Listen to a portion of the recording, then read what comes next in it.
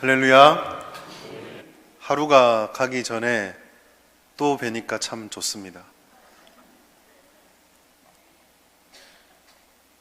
2020년 1월 1일 첫 수요일 날 저녁에 이렇게 예배하러 오신 여러분을 환영합니다. 오늘 이 시간에 창세기 22장 6절 10절 말씀, 구속의 은혜 안에서 삽시다 라는 제목으로 하나님의 말씀을 함께 나누도록 하겠습니다. 기독교 신앙을 특징 지어주는 것들이 여러 가지가 있습니다. 그 중에 가장 대표적인 것 중에 하나는 성경에 대한 절대적인 믿음과 성경을 확고한 신앙의 지표로 삼는 그런 어떤 체계 종교의 특징을 기독교는 가지고 있습니다. 우리가 기독교에서 성경을 중요하게 생각하기 때문에, 또 그리고 우리가 흔히 입버릇처럼 오직 성경을 외치고 있다라고 하는 것은 그만큼 우리의 신앙생활 속에서 성경을 바르게 이해하고 성경에 기반한 신앙을 가지는 것이 얼마나 중요한지를 우리에게 잘 말씀해 주고 있습니다. 그런 점에서 오늘날 이 땅 가운데에 성경의 권위가 무너지고 있다는 것은 결코 가벼운 문제가 아닙니다. 물론 예수를 믿지 않은 사람들이 성경을 믿지 않고 공격하는 것은 이해할 수 있지만, 훨씬 더 심각한 것은 교회 내에서도 하나님의 말씀에 대한 올바른 믿음 혹은 신념 혹은 신뢰가 무너지고 있다는 것은 우리가 가볍게 보아서는 안 됩니다. 똑같은 사건과 똑같은 일들을 바라보는 사람들이 하나님의 이름과 하나님의 말씀을 근거로 전혀 다른 행동을 하고 있다는 것은 다양성으로 보아주기에는 조금 위험한 점이 있습니다. 예를 들어 이제 올해 2020년이 지났는데, 올해도 이제 저희가 그렇지 않기를 계속 기도하며 영적으로 싸워야 되겠지만, 6월 달에 자행되어지는 동성애 그 페스티벌에 가보면 항상 그 한쪽 구석에는 성찬식을 베푸는 일련의 무리들이 있습니다. 예수님은 사랑이시니 이들도 당연히 용서받은 사람들이다.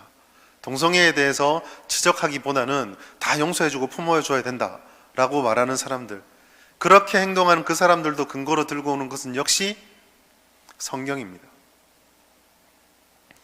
성경은 항상, 주님의 말씀은 항상 공격을 받아왔습니다. 이러한 공격들은 표면적으로 보면 어쩌면 성경이 되게 다양하기 때문에 어쩔 수 없는 것처럼 보이기도 합니다. 구약과 신약을 잘 읽어보면 구약에서 나타나는 하나님의 모습과 예수님을 통해서 보게 되는 신약의 모습이 다르게 보일 때가 있습니다. 구약에서는 하나님의 말씀을 어기기만 하면 무조건 심판하는 엄격한 아버지처럼 보입니다. 그러나 예수님을 통해서 신약에서 보여주는 하나님은 사랑하시고 용서하시고 품어주시며 은혜를 베풀어 주는 것처럼 보입니다. 뿐만 아니라, 이와 같은 차이점뿐만 아니라 우리가 살아가는 현대의 다양한 문제 앞에서 성경이 과연 적실성을 가질 수 있을까? 이것도 사람들이 참 확신하지 못합니다. 정말 빠르게 지나가는 이 21세기를 살아가는 우리들에게 짧게는 한 2000여 년 전, 길게는 3, 4천 년 전에 기록되었던, 그것도 문화가 다른 중동의 이스라엘 문화권에 있는 이 말씀이 우리 삶에 뭐 얼만큼 적실성을 가질 수 있을까? 라는 생각들 때문에 하나님의 말씀은 별로 미덥지 않게 생각을 합니다. 교회 안에서도 은근히 성경을 그저 위인이나 아니면 우리에게 도덕적인 위로를 주는 좋은 교훈집 정도로만 생각하는 경우도 없지 않아 있다고 하는 것이죠. 되게 영적으로 보일지 모르겠지만 하나님께서 하시는 말씀의 기준이 명확함에도 불구하고 나는 체험했다라든가 내가 기도해보니까 하나님 아니라고 말하신다라는 그런 내적 체험이 때로는 하나님의 말씀보다 조금씩 위로 올라가는 경향도 발견하게 됩니다. 이것 말고도 복잡한 게 많이 있죠. 오늘 현대 속에 있는 문화 속에 있는 사람들에 대한 철학적인 생각들, 그리고 과학과 같은 도저히 상식으로 이해되지 않는 과학의 눈으로 성경을 볼 때 이해되지 않은 부분들은 점점 그 성경에 대한 권위들을 잃어버리게 만들고 있습니다. 그러나 오늘 이 자리에 오신 여러분들이 항상 기억해야 될 것, 모든 바른 성도들이, 건강한 성도들이 기억해야 될 것은 성경이라고 하는 이 하나님의 말씀이 우리의 이해를 돕기 위해서거나 혹은 과학을 증명하기 위해서나 혹은 우리들에게 어떤 처세적, 윤리적 삶을 가르쳐주기 위한 도덕 교과서로 주어진 것이 아니다라는 것입니다. 오히려 성경은 이것을 훨씬 뛰어넘어서 그 겉으로 드러나는 표면 뒤에 숨어 있는 영적인 세계들에 대한 진리들을 우리들에게 말씀해 주고 있습니다. 육신의 눈이 아닌 영적인 눈으로 성령께서 깨닫게 해주지 않으면 그 진리를 파악할 수 없는 하나님의 진리가 그 속에 담겨져 있다는 것이죠. 그런 점에서 오늘 본문의 말씀을 단순하게 보고 넘어가서는 안 됩니다. 이제 오늘 본문의 말씀과 다음번에 또 예배 드릴 때에 아브라함이 그 여호와 이레의 말씀을 하는 그 부분을 설교하면 작년 초부터 시작했던 아브라함의 일대기는 설교가 마무리 지어지게 되는데요. 그 순종을 강조하는 듯한 그 여호와 이레 말씀하기 전에 오늘 우리는 이 말씀 속에 담겨 있는 신학적인 논리들을 조금 접근해 보려고 합니다. 왜냐하면 오늘 본문은 단지 하나님 말씀하신 믿음의 순종을 해라를 넘어서는 하나님의 구속의 드라마가 이 속에 담겨져 있기 때문입니다. 어떤 점에서 이런 구속의 드라마가 담겨져 있을까요? 우리가 잘 알다시피 오늘 읽었던 이 본문의 말씀은 하나님께서 아브라함을 시험했던 장면입니다.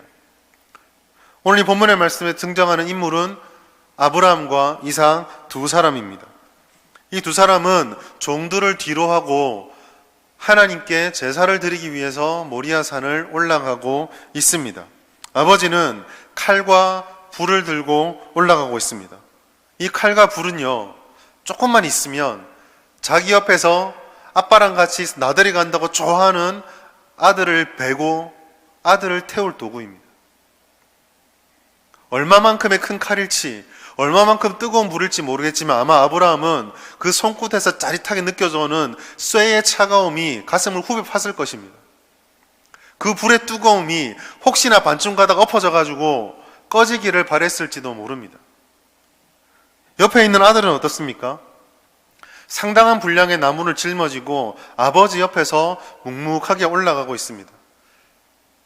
장내에 가보면 우리가 보통 화장장에 이렇게 운구해서 화장을 치르게 되면 보통 얼마 정도 태우게 되죠? 보통 1시간에서 1시간 반 정도를 화장을 하게 됩니다. 아마도 아브라함이 이삭을 번제하기 위해서 나무를 짊어졌을 때 우리식으로 생각해서 1시간, 1시간 반이면 아마 상당한 양의 나무를 짊어졌을 것입니다. 이삭은 지금 그 나무가 자기를 태울 나무요. 이제 자기가 메고 올라간 그대로 누워야 된다는 것을 모르고 올라가고 있습니다. 이 장면은요, 겉으로 한 걸음 뒤에서 보면, 상황을 모르고 보면 어떻게 보면 되게 평화롭고 신앙 좋은 부자가 제사 드리러 가는 장면처럼 보일 수 있습니다. 그러나 이 장면은 하나하나 전부 다가 비극의 모습들로 가득 채워져 있습니다. 더군다나 충격적인 사실은 왜 이런 상황이 벌어졌습니까? 아브라함이 금식기도하다 갑자기 아들을 딱 보는 순간 저걸 바쳐야 내 믿음이 더 커지겠다. 그렇게 자발적인 순종이었습니까? 아닙니다. 눈에 넣어도 아프지 않는 100살이 넘어서 얻은 저 귀여운 아들을 하나님이 갑자기 바치라고 했기 때문입니다. 하나님으로 인해서 시작되었고 하나님으로 인해서 진행되어져 있고 하나님으로 인해서 지금 이 엄청난 상황이 벌어지고 있는 것입니다. 그렇기 때문에 오늘 이 본문의 말씀을 보시면서 너무 쉽게 아브라함의 믿음의 순종과 하나님의 도우심을 우리가 믿어야 된다라고 해서는 안 됩니다. 성급하게 도덕적 윤리적인 결론, 물론 그것이 결과적으로 보았을 때 다음에 보시면 아시겠지만 아브라함이 그 어려운 가운데서 믿음을 지켰고 순종했고 하나님께서 그 순종에 합당한 도우심을 보여주었으나 그게 일반화되어서는 안 되는 것이죠. 전혀 즐거운 상황이 아닙니다. 하나님께 순종했더니만 하나님께서 복을 주시고 모든 걸 다 회복시켜 주셨다라고 선을 딱 그어버리고 우리가 그 기준에 맞춰서 여기에 못 미치면 믿음이 좀 덜한 사람, 여기까지 도달하면은 야 그래도 아브라함 정도 믿으면 되는구나 라고 할 수 있는 평가의 기준이 될 수 없다라는 것이죠. 그렇게 하기에 앞서서 이 말씀 속에서 던져주는 신학적 의미, 하나님께서 왜 이 순종의 의미를 우리에게 알려주시는지를 한번 살펴볼 필요가 있습니다. 우리는 여기서 이삭의 제사의 모습을 통해서 구속의 모형을 발견할 수가 있습니다. 몇몇 학자들은 오늘 이 본문의 말씀을 보며 이삭을 그리스도의 모형이다라고 생각을 합니다. 저도 그런 해석에 동의를 합니다. 몇 가지 타당성으로 설명할 수 있는데요. 첫 번째, 이삭이 희생 제물이 되어야 할 이유를 찾을 수 없다라는 것이죠. 이삭이 굳이 여기서 희생 제물이 되어야 할 이유가 없습니다.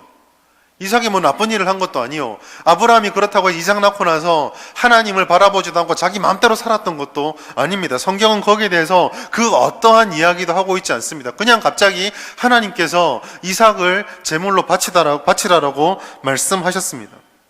이 번제의 핵심에서요, 아브라함도 이삭도 중요한 게 아닙니다. 이삭은 그저 희생 제물에 불과합니다. 이삭은 자신이 희생제물이 되어 난 직접적인 계시를 받은 것도 아닙니다.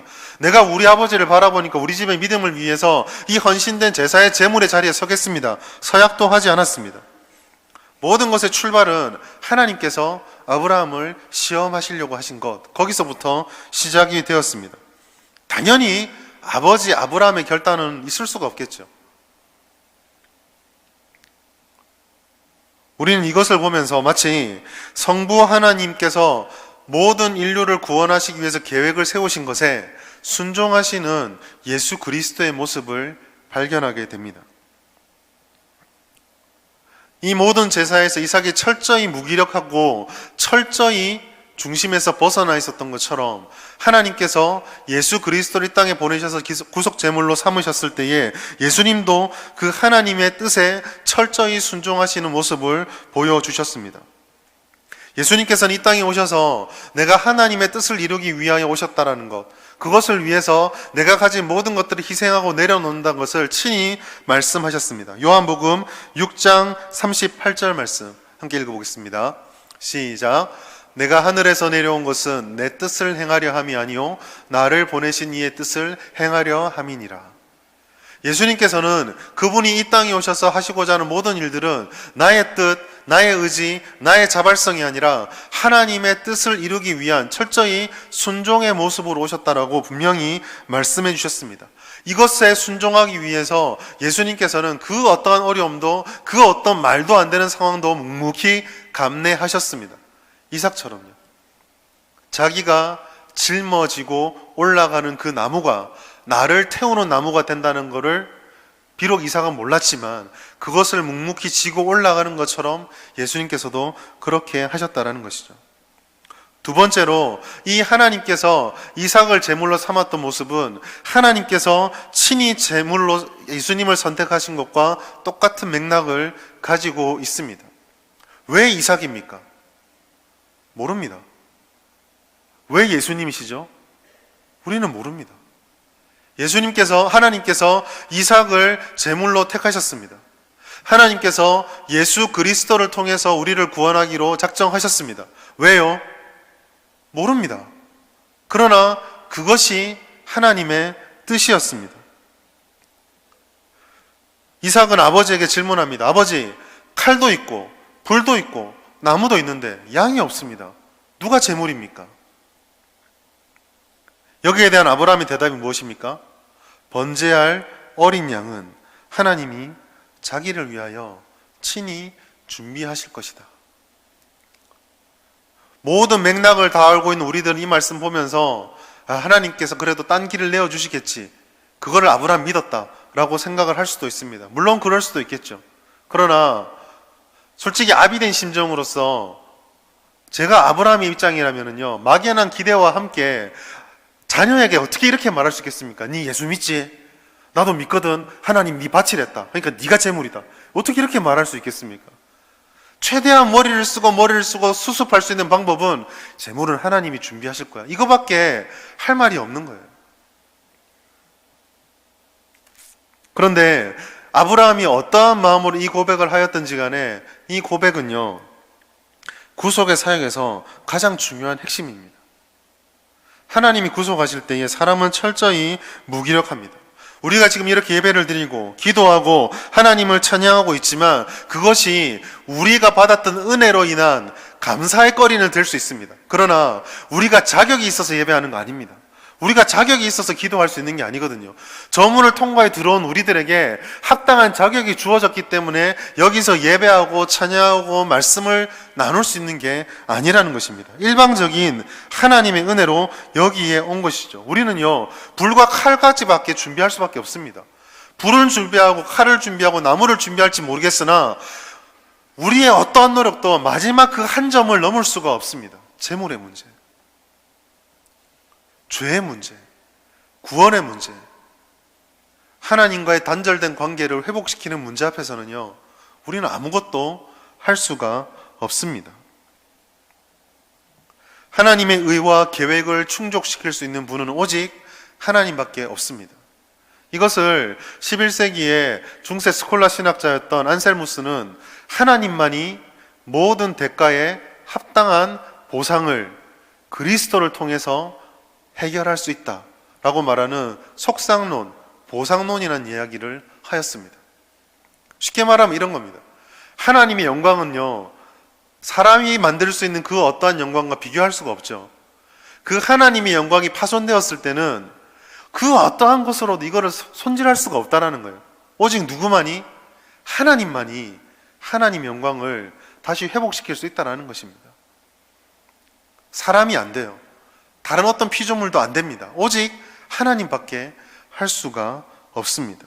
구원은 철저하게 하나님의 사역입니다. 구원은 철저히 전적으로 우리에게 주어진 은혜일 뿐입니다. 성경이 이 부분을 계속해서 우리들에게 말씀하고 있습니다. 좀 지금 말씀이 좀 여러 구절이지만 한 절씩 좀 보도록 하겠습니다. 이사야서 53장 7절 말씀입니다. 같이 읽겠습니다. 시작. 그가 곤욕을 당하여 괴로울 때에도 그의 입을 열지 아니하였으며 마치 도수장으로 끌려가는 어린 양과 털 깎는 자 앞에서 잠잠한 양같이 그의 입을 열지 아니하였도다. 예수님께서 이와 같은 비참한 어린 양이다라고 우리에게 말씀해주고 있죠. 마태복음 20장 28절에서도 이렇게 말하고 있습니다. 마태복음 20장 28절입니다. 시작.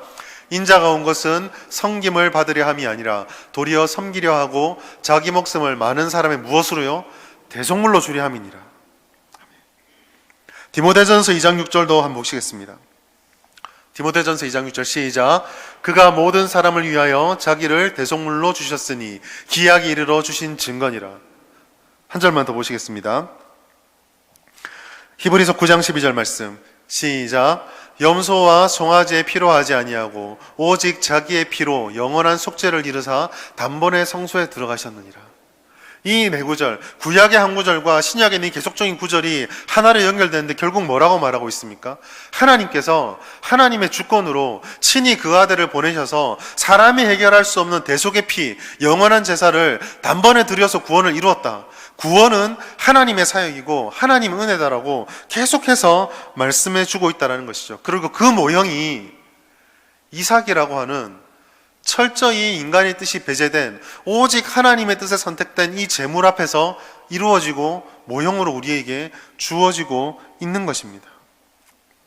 결국 이것은 단순하게 믿음으로 순종하며 하나님이 제물을 주시고 해결해 주신다는 윤리의 결론이 아니라 신약을 알고 있는 우리의 눈으로 바라보았을 때 하나님이 구원자시구나, 하나님이 우리의 구속주이시구나, 그리고 이 말씀을 바라보며 지금 요단강을 건너서 가나안 땅으로 들어가야 될 이스라엘 사람들에게 말도 안 되는 여리고라는 대적들 앞에서 도대체 우리가 쟤들과 어떻게 전쟁을 할 수 있을까 바짝 쫄아있는 그 이스라엘 사람들에게 여호와가 구원자다라고 말해주는 그 말씀으로 이어지고 있는 것입니다.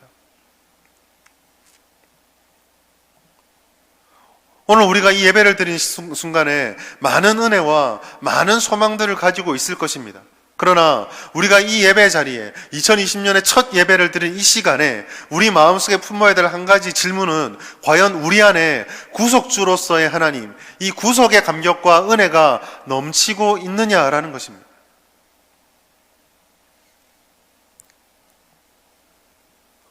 하나님께서는 이 순종의 메시지로 가득할 것만 같은 이 말씀 속에 하나님에 의해서 시작되고 하나님에 의해서 실현되고 그리고 하나님의 계획에 따라 완성될 그 구원을 우리에게 말씀해 주셨습니다.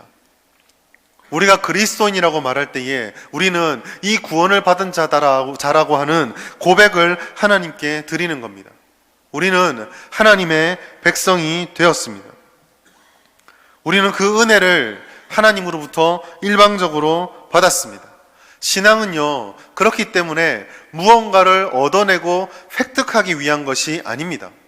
신앙은 우리가 모든 것을 받았기에 그 받음에 감사하여 오늘 우리에게 주어진 삶을 살아내는 것이 신앙입니다.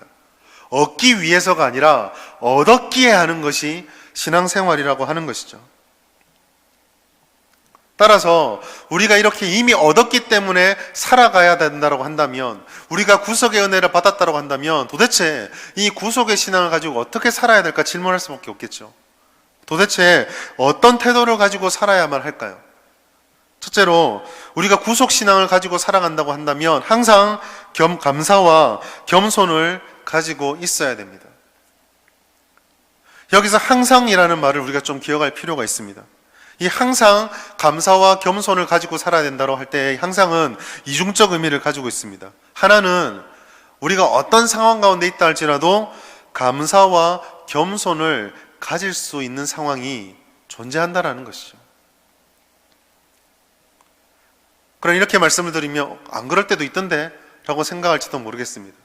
이중적 의미라고 말씀드렸죠. 다른 하나는 그렇지 않을 때에도 우리가 감사와 겸손에 힘써야 한다는 것입니다.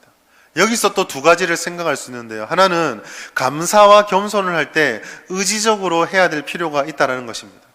즉 감사가 되지 않을 때 그래도 감사하지, 겸손할 수 없을 것만 같을 때 겸손해야 돼.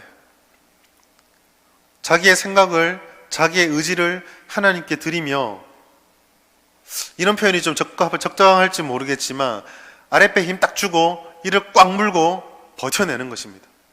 나에게 교만의 유혹이 찾아오고 감사가 아니라 불평이 쏟아지려고 할 때에 내가 니보다 배운 게 적나, 가진 게 적나, 나도 그런 생각이 막 들 때에도 나보다 남을 역겨겨야지, 하나님이 내 억울함을 아시지 라고 말하며 낮추고 올려드리는 것. 또 다른 한 가지는 의존적으로 감사해야 됩니다. 이 말은 사람을 바라보고 환경을 바라보는 것이 아니라 그 사람과 환경을 넘어서시는 하나님의 은혜를 의존하고 하나님께서 이 나를 불쌍히 여겨주신다라는 믿음을 가지고 하나님 쪽으로 기대어서 울며 감사하고 겸손해야 한다는 것입니다. 그것이 항상 감사와 겸손해야 된다는 것입니다. 두 번째로 이런 감사와 겸손을 위해서 우리에게 필요한 것이 있는데, 날마다 하나님과 만나는 시간들이 있어야 한다는 것입니다. 신앙생활은 나 홀로 하는 것이 아니거든요. 이렇게 함께 모여 예배하는 공동체도 있지만 더 가장 깊은 관계는, 신앙생활은 하나님과 내가 함께 걸어가는 것입니다. 우리 하나님 좋은 아버지십니다. 우리 하나님께서는 우리에게 믿음을 가지고 걸어가라 세상에 던져놓고 무관심하게 지켜보지도 않고 그냥 살다가 어떻게 걸어가다 오면 마지막에 여기까지 왔니? 잘 왔다 이렇게 해주는 분이 아니에요. 하나님께서는 매 순간 우리와 함께 그 자리에서 걸어가고 계십니다. 요한복음 14장 18절 말씀, 그리고 마태복음 28장 20절 말씀 연달아 읽겠습니다. 시작. 내가 너희를 고아와 같이 버려두지 아니하고 너희에게로 오리라. 마태복음입니다. 내가 너희에게 분부한 모든 것을 가르쳐 지키게 하라.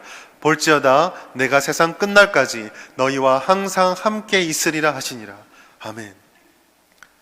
두 말씀 모두 하나님께서 뭐라고 말씀하십니까?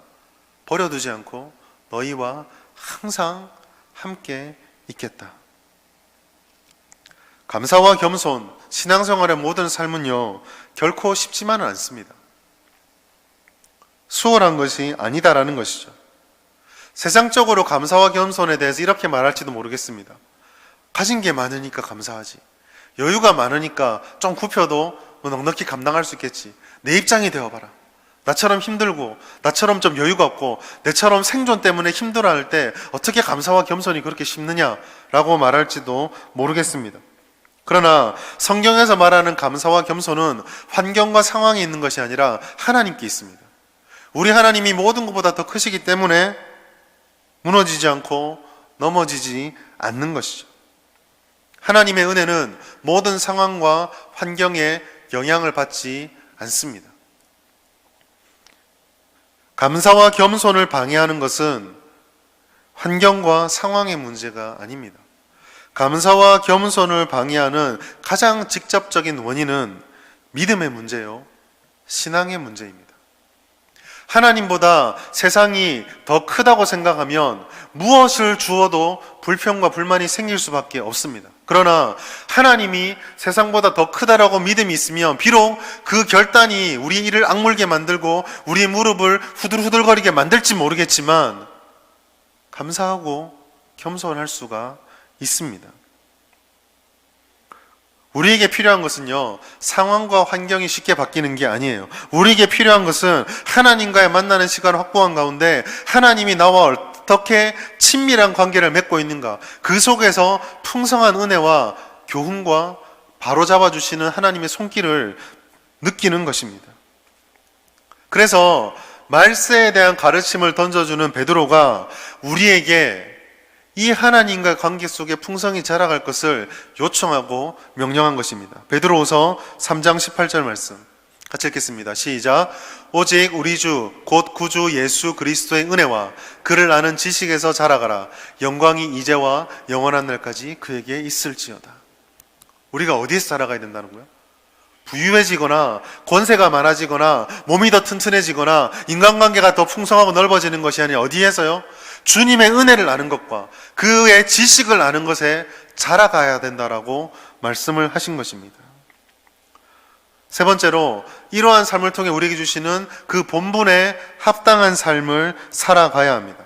구원받은 하나님의 백성으로서 우리는 세상과 닮아가는 것이 아니라 세상과 구별되기를 더욱 힘써 가야 합니다. 조금 극단적으로 말씀드리자면 성경에서 말하는 것처럼 그리스도인이 있는 곳에서는 화평이 일어나야 하지만 우리가 그리스도인이기 때문에 세상과 다른 길을 걸어가기 때문에 세상 사람들이 우리 때문에 불편해야 돼요. 하나님의 백성이 아닌 사람들과 걸어가고 하나님의 진리를 쫓아가는 사람이 하나님의 진리를 거부하는 사람과 같이 있는데 아무런 갈등도 없고 아무런 어려움도 없고 아무런 불편함이 없다. 그럼 둘 중에 하나입니다. 우리가 그 진리를 쫓아가지 않거나 아니면 그 진리가 틀렸거나. 하나님의 말씀이 틀리진 않겠죠. 그러면 우리가 그 진리를 쫓아가고 있지 않는 것입니다.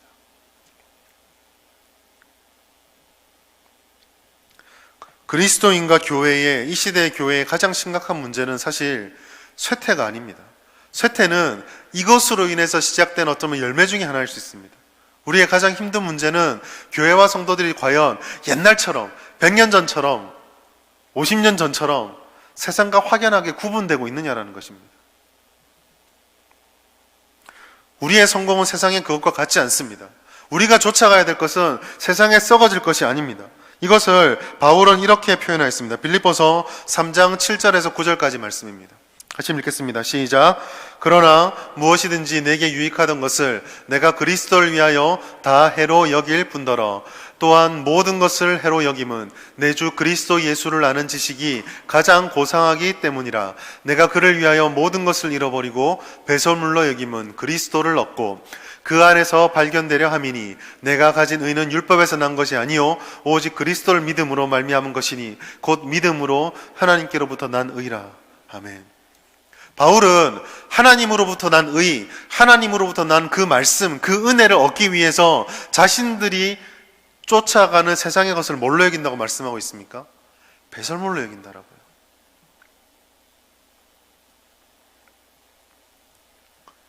네 번째로 우리는 이와 같은 우리 본분 속에서 하나님이 우리에게 좋은 것을 주시는 분이다라는 약속을 신뢰해야 합니다. 고난과 역경과 이해할 수 없는 상황들은 어쩌면 우리들에게 필연적이고 피할 수 없는 것일 수도 있습니다. 그러나 중요한 것은 그러한 어려움의 존재가 아니라 그 상황 가운데 우리가 무엇을 확신하는가입니다. 우리는 하나님께서 우리들에게 좋은 것을 주시는 분, 우리와 함께 해주시는 분이더라고 수없이 이야기하고 고백하였습니다. 그것을 신뢰하고 믿고 의지하는 것이 우리들에게 가장 필요한 것입니다.